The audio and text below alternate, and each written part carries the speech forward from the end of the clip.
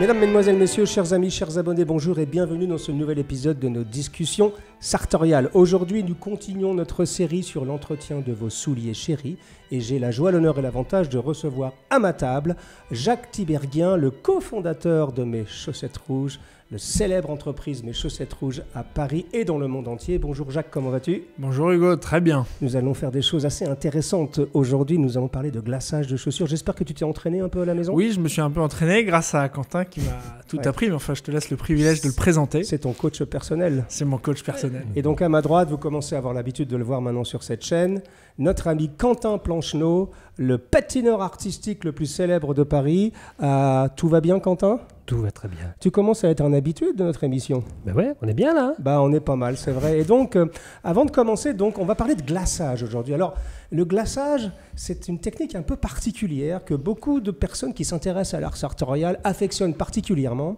puisqu'il va s'agir de faire briller le bout de votre soulier. Alors ça peut paraître un peu bizarre et un peu superficiel comme chose, mais je sais que quand on a goûté au glaçage, et notamment ce qu'on appelle un glaçage miroir, c'est-à-dire aller tellement loin dans la technique que votre soulier, vous pouvez presque vous vérifier si vous n'avez pas un petit bout de salade juste en regardant votre chaussure, ou vous coiffez. Enfin bref, le glaçage miroir, j'exagère un tout petit peu évidemment, mais c'est devenu presque une tradition chez certains amoureux de l'art sartorial et de l'élégance. Et quand vous avez par exemple une soirée, un mariage, un événement un peu exceptionnel, c'est toujours extrêmement agréable de faire un glaçage. Ceci étant dit, c'est une technique un peu particulière.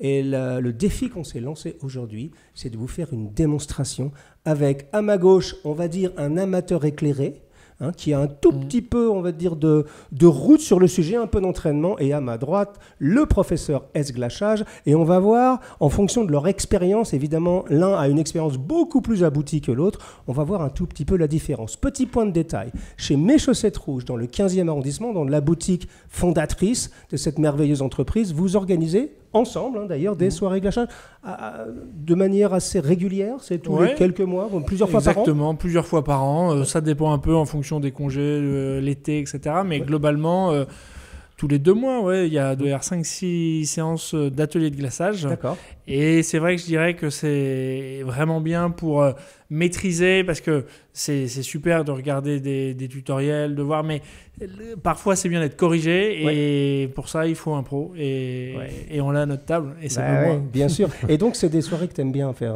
Quentin, parce que c'est éminemment sympathique. Oui, c'est des moments de partage, surtout parce que, bien évidemment, on va parler du glaçage, de l'entretien, même les gens en profitent de manière générale sur le soulier, mais même de plein d'autres choses. Les gens sont en demande justement d'événements de ce genre, donc c'est chouette parce qu'on peut partager plein d'autres choses. Bien sûr. Alors moi j'ai des amis qui ont participé. Je pensais à Michel Delberto d'ailleurs, qui me vient à l'esprit, qui est un très grand concertiste, pianiste, qui avait participé, qui est un des plus célèbres au monde d'ailleurs, qui est un type formidable, et il m'a dit: Hugo, j'ai passé un moment absolument génial. Alors c'est marrant parce que d'ailleurs, pour la petite histoire, l'une des raisons du succès d'Olga Berluti dans les années 80, vous n'avez pas connu ça, vous êtes trop jeunes mesdames, messieurs, mais moi je l'ai connu cette période-là où Olga avait créé ce qu'on appelait le Club Swan, et elle réunissait des patrons du CAC 40, d'ailleurs je crois que c'est comme ça qu'elle avait rencontré Bernard Arnault, et son jeu, et les gens adoraient se mettre en chaussettes et s'asseoir en rond, comme ça, et commencer à apprendre le glaçage de chaussures. Et là, j'aime bien que vous fassiez perdurer cette tradition. C'est-à-dire, c'est des moments où les gentlemen se rencontrent, partagent un bon verre de cognac ou ce qu'il y a à boire, crachent sur leurs chaussures, se retrouvent en chaussettes. Et à ce moment-là, il n'y a plus de président, de PDG, de concertiste classique ou peu importe. Tout le monde est à égalité. Et c'est cette notion-là aussi que j'aime bien. C'est cette notion de partage, mais au moment où on le fait, le geste est plus importante que qui on est, et c'est quelque chose que je trouve génial. Donc les soirées glaçage, je pense qu'il suffit d'aller sur votre site.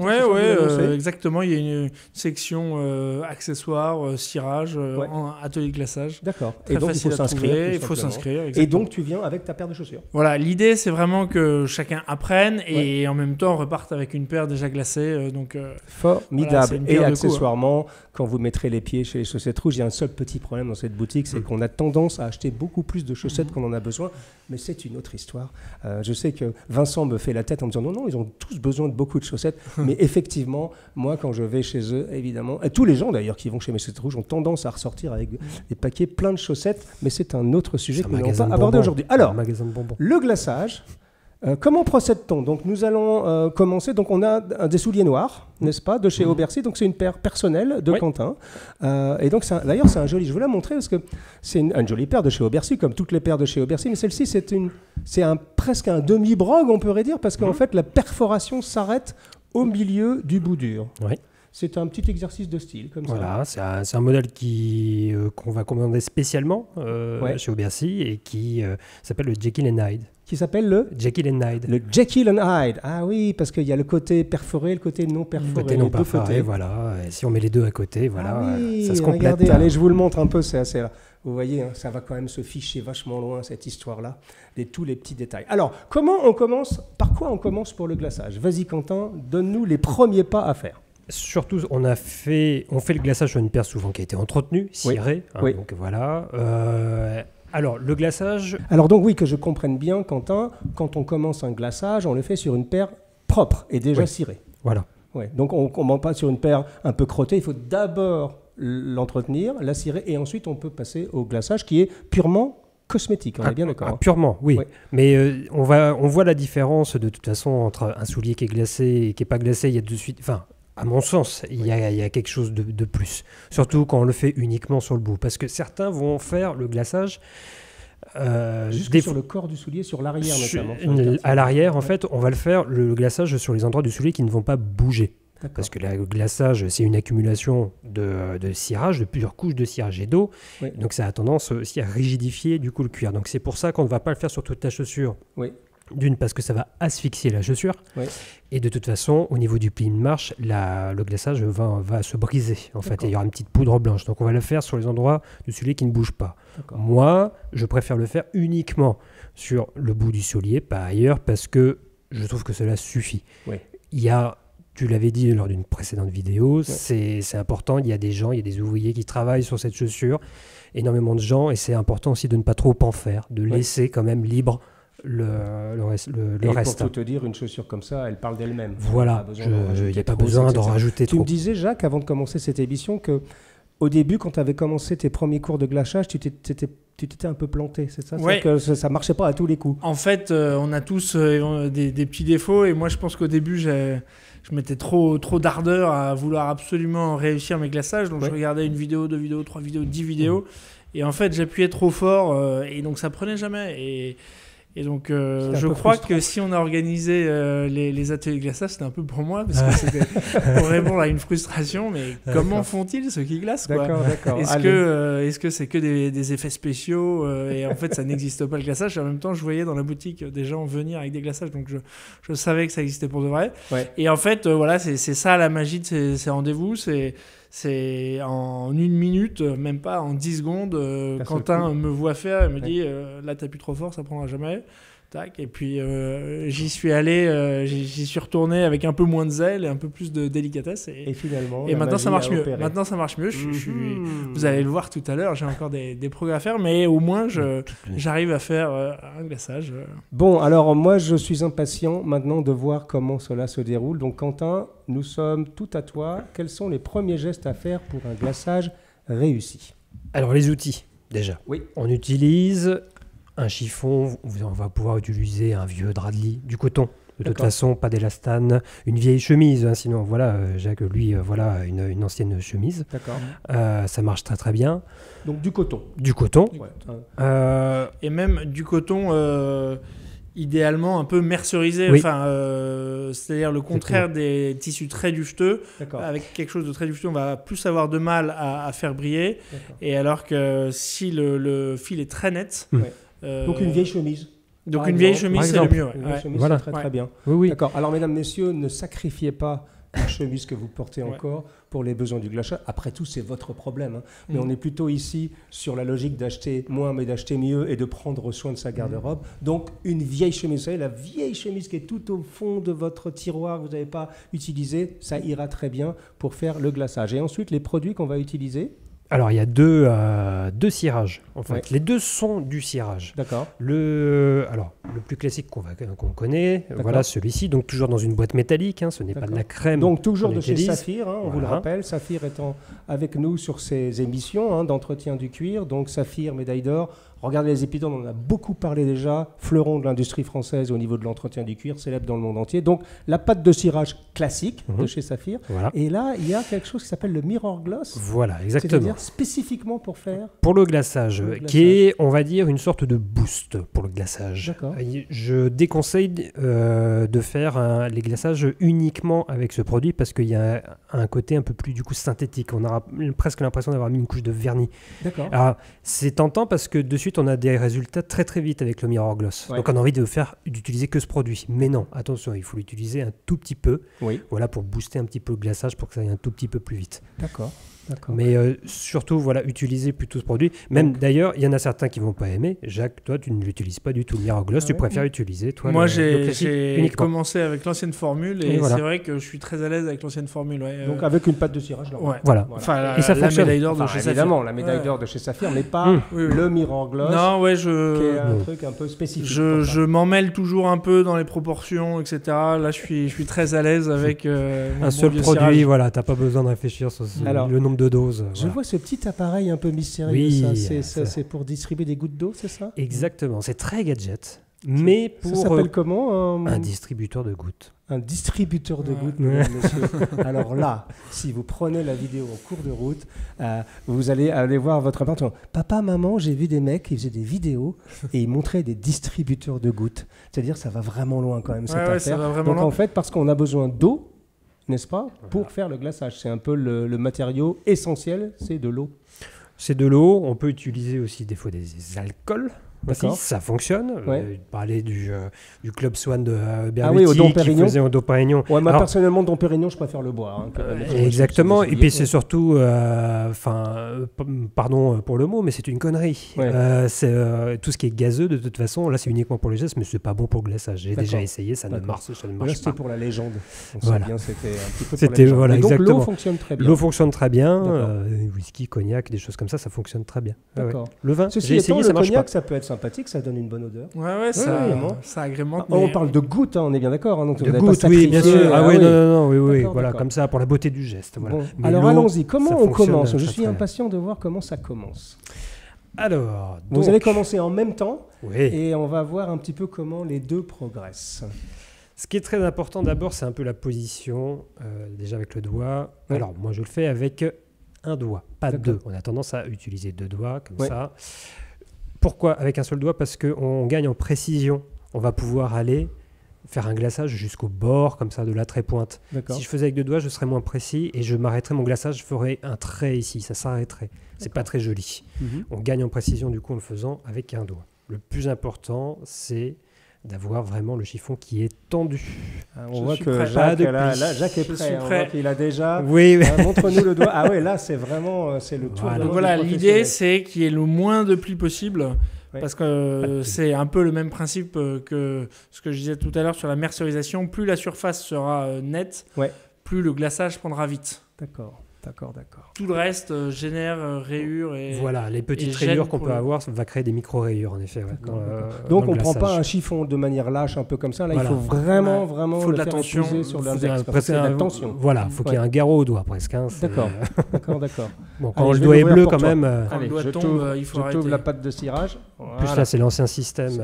Alors ça, j'ai fait exprès aussi de prendre un cirage aussi comme ça parce qu'on se dit un cirage. Voilà, mon cirage maintenant, il est comme ça. Je peux le jeter. Il est foutu le cirage. Non. Là, je peux se toucher. Il est toujours encore gras. Il n'est pas sec. Ça, c'est des choses qui peuvent arriver. C'est pas grave. C'est pas grave du tout. S'il n'est pas forcément compact, il va pas rester comme ça tout le temps. Donc ça, c'est pas grave. Au miel, on peut la même chose. C'est-à-dire parfois il est liquide et quand il est dur, on a l'impression qu'il, en fait, ça n'a rien à voir. C'est juste, c'est des matières naturelles qui réagissent différemment. Enfin, à base de matières végétales et naturelles. Alors allons-y. Et alors certains conseils, quand c'est un peu plus dur, de le brûler un peu. Et on peut voir ça. Moi, j'étais tombé sur des petits conseils, mais c'est vraiment un mauvais conseil en fait, parce que vous allez brûler toute la cire et donc il sera un peu plus liquide pour cette fois-ci, donc voilà, mais après il est foutu. parce qu'il va perdre toute sa cire qui lui donne sa fluidité. Donc ne pas brûler. Ne pas brûler. Non, parce qu'à la fin, il va être complètement sec. Il sera mort. Ah oui, il sera mort après, sinon c'est pas très utile. Allons-y, je suis impatient. Donc, on rentre le doigt dans la pâte de cirage, un tout petit peu, toujours. Non, au début, on peut y aller franchement, parce que le début, c'est une stage de saturation. On commence pas à glacer, on va saturer en fait le cuir de cire. Ça, c'est normal. Là, on sature de cirage. Hein, voilà, donc je mets pas d'eau. Le glaçage n'a pas encore débuté. Je vais mettre à peu près 2 couches. D'accord. Il faut bien l'étaler, parce que pareil, chaque petit excès gênera le futur glaçage. D'accord. Et donc, bien le répartir. Ça sent bon d'un seul coup. Ah non, mais quand vous faites des soirées, ça doit sentir vraiment bon dans la boutique. Un mélange de cirage et éventuellement... Et de cognac. J'imagine, ça doit être très agréable. J'ai mis une couche, j'en mets une deuxième. Voilà. Et après, une fois que j'aurai terminé. Donc, des mouvements circulaires. Et aussi important dans la position, c'est mon bras gauche qui va venir faire pivoter la chaussure. C'est pas mon bras droit qui va venir travailler comme ça parce qu'on va se fatiguer. D'accord. On va... de cette façon-là. Après, il faut pas non plus... C'est un mouvement circulaire. Mais pareil, j'avais vu certains tutoriels qui vous disent faut tourner dans le sens des aiguilles d'une montre, etc. Le cirage, il sait pas lire l'heure, quoi. Donc, pas de pression, vous tournez dans le sens qui est le plus pratique pour vous. C'est vrai que Dom Pérignon et le sens des aiguilles d'une montre, ça fait quand même beaucoup de choses. Mais on est d'accord. Et puis, de toute façon, il y a pas une bonne façon, ce n'est pas la bonne façon de glacer, il y en a plein. Il y a plein de façons de glacer, donc voilà, c'est une méthode parmi tant d'autres. Mais bon, ceci étant, invariablement, c'est un peu d'huile de coude. Ah oui. C'est-à-dire il faut travailler dessus, quoi. Et c'est pour ça, je dirais que le glaçage est devenu très plaisant. Et moi, j'apprécie tout particulièrement chez mes chaussettes rouges les clients qui viennent avec des chaussures glacées. Enfin, j'aime tous les clients, évidemment, mais c'est vrai que ça montre que la personne y a passé du temps. Ouais. Et en fait, c'est dans 99% des cas, les gens le font eux-mêmes. Donc, c'est vraiment la preuve d'une passion. C'est pas la preuve d'un niveau de richesse. Ouais. Il y en a plein qui ont des chaussures chères mais qui n'aiment pas nécessairement les chaussures, ils se sont juste dit je vais prendre un truc cher parce que je veux montrer que j'ai de l'argent. Exactement ce que tu dis. Et là ce qui est sympa, c'est que c'est vraiment on peut pas aller plus vite que la musique, donc la personne y a forcément consacré du temps et c'est la preuve d'une passion, quoi. C'est la preuve d'une passion. Et j'irais même un tout petit peu plus loin, c'est la preuve de gens qui se posent la question de faire un glaçage pour l'occasion. C'est-à-dire, moi, je trouve que c'est toujours un joli geste. Quand tu vas dans une belle soirée, quand tu vas dans un mariage, quand tu vois, c'est cette notion de glacer les choses. Alors, ça peut être quelque chose de très égoïste, tu le fais pour toi-même, parce que tu aimes bien avoir le bout glacé de tes souliers, parce que c'est joli et tu vas le faire remarquer. Mais aussi, moi, je trouve que c'est un joli geste. Moi, personnellement, je glace très rarement mes souliers pour, entre guillemets, la vie de tous les jours.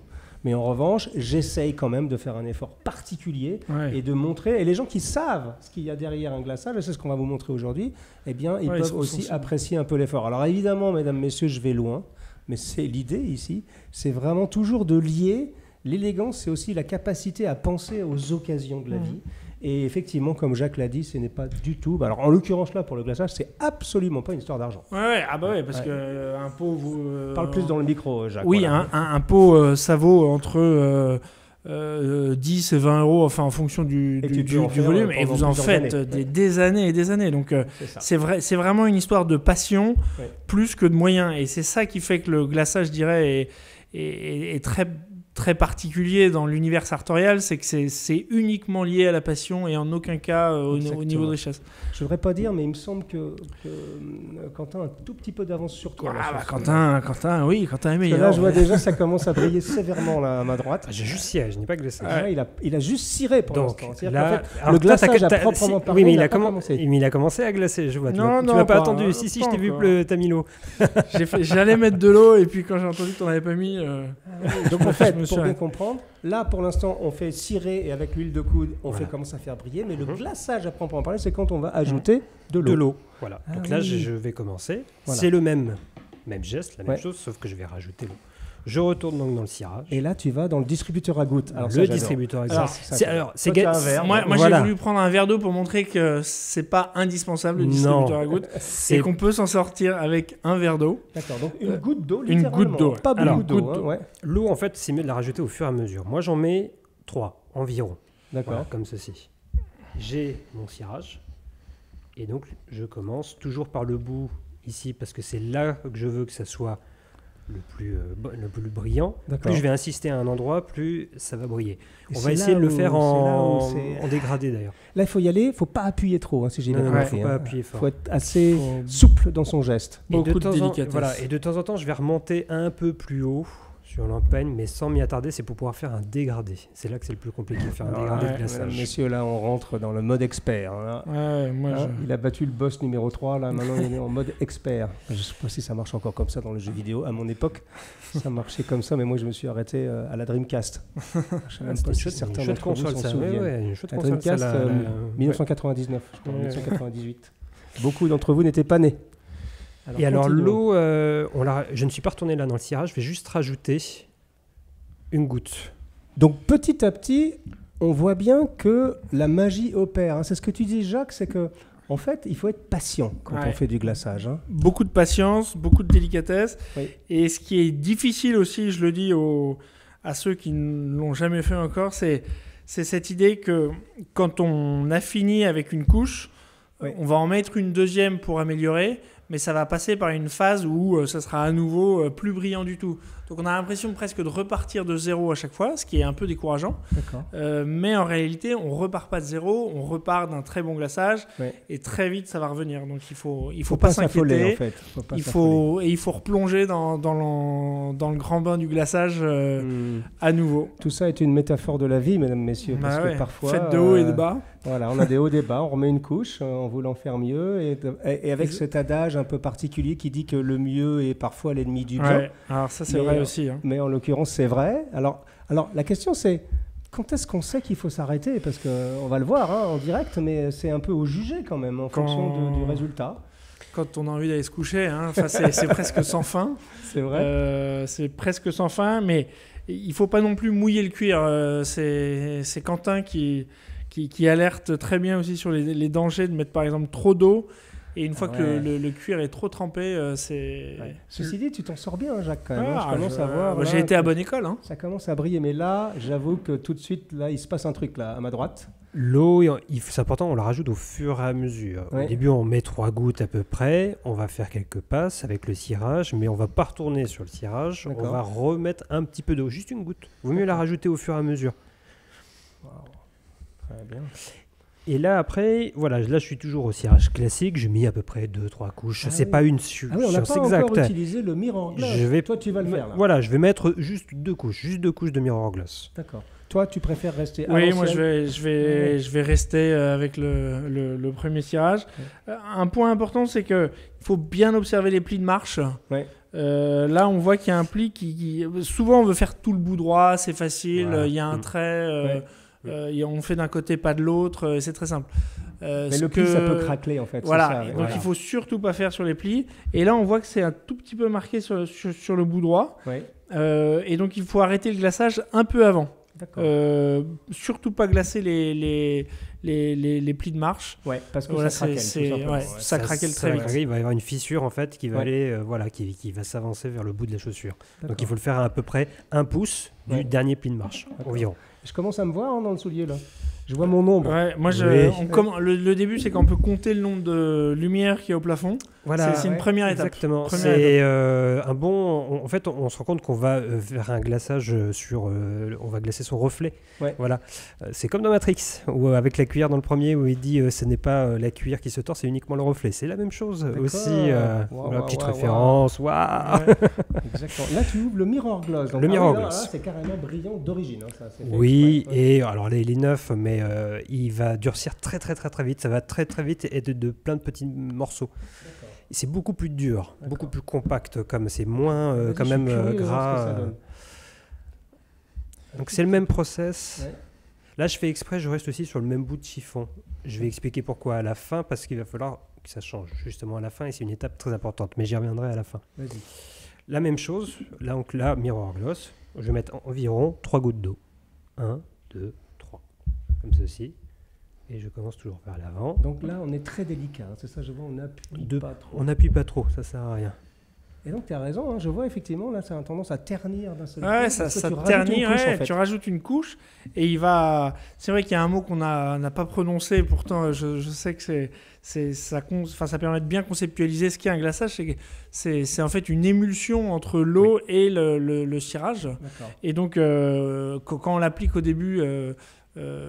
voilà, ça prend pas immédiatement, mais c'est avec le frottement, dans le sens des aiguilles d'une montre ou dans l'autre, qu'on arrive. C'est une émulsion, donc on est presque dans la. Ça me fait penser à des grands chefs. Oui, non, mais c'est de la haute cuisine ou de la chimie, mais c'est vrai que ce qui se passe, c'est magique parce que on voit comme ça cette brillance réapparaître. Et en fait, c'est sans fin. Tu pourrais continuer. Bien sûr. Sans fin. Plus on va mettre de couches, plus normalement ça va briller. D'accord. On pourrait s'arrêter là aussi. Il y en a qui se contentent de ça. Ceci étant, je trouve ça déjà, notamment là, chez Jacques, c'est déjà très convaincant quand même ce que je vois. Ça avance. Et alors, ce qu'il faut aussi que tout le monde ait en tête, peut-être avant de commencer le premier, c'est que c'est quelque chose de très éphémère, quoi. Vous attendez pas. Ça dure quelques heures.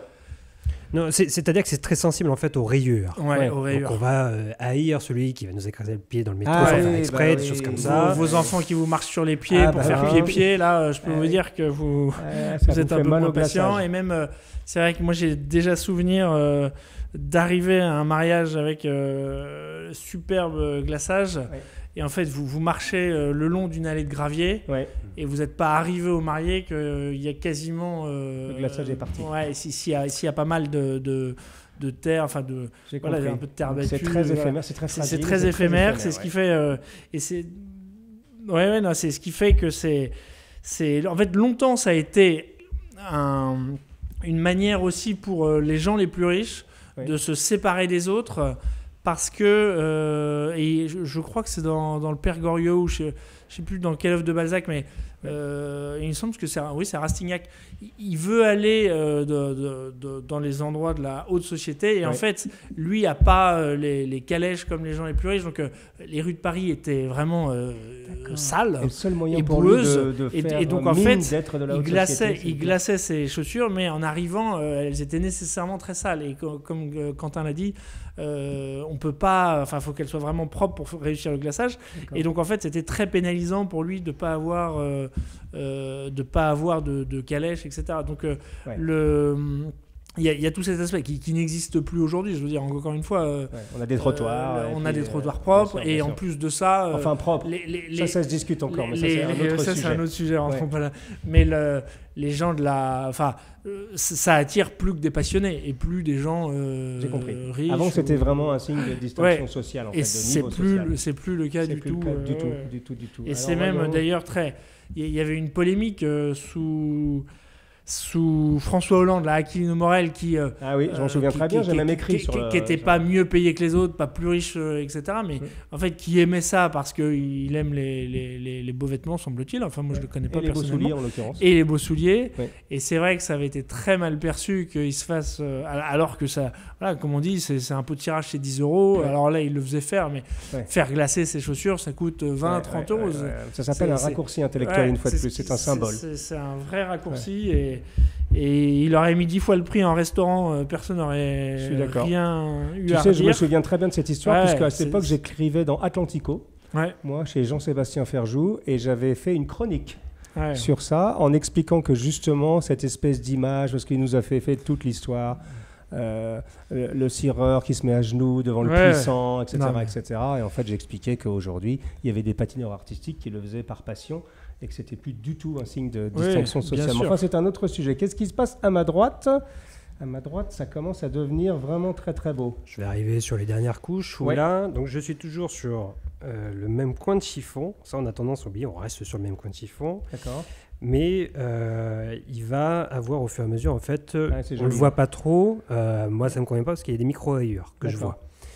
En fait, c'est dû à des petites peluches au fur et à mesure.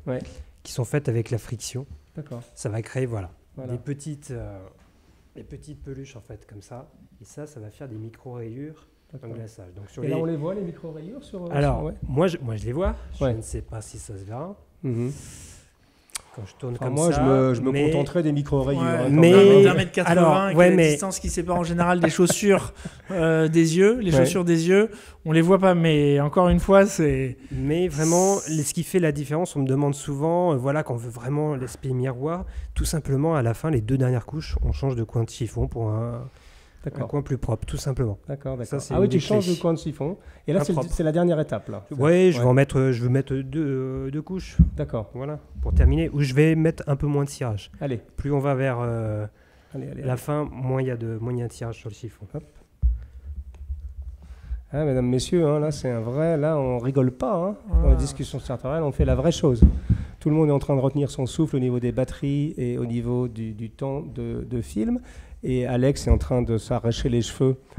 Sûrement que ça lui fera du bien parce qu'il a les cheveux un petit peu longs en ce moment au niveau du montage. Il va y avoir un tout petit peu de boulot. Mais on essaye de faire le truc comme ça doit être fait. Et ce n'est pas un tutoriel avec les bonnes pratiques de YouTube en 12 minutes 50 avec les mots-clés, etc. Ici, on prend le temps de le faire comme ça doit être fait. Et je peux vous dire que moi, d'où je suis placé, je ne sais pas comment ça va ressortir à la caméra, c'est quand même très, très beau ce que je suis en train de voir. On dirait presque un soulier verni presque, tout au bout. Ah oui. Ça peut faire justement son effet quand on a une soirée black tie et qu'on n'a pas forcément de chaussures vernies. On va au moins faire un glaçage dessus.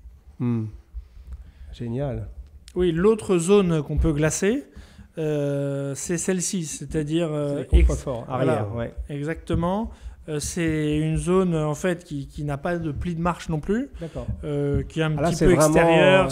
On va vraiment loin parce que ça se voit pas en fait. Ça se voit très peu, voilà. Et il y a toujours cette idée d'une délicate. Enfin, c'est vrai qu'on pourrait se dire c'est très brillant, ça s'impose, mais en fait non, on glace qu'une toute petite partie. Voilà, il faut pas que ça en jette trop. J'ai compris.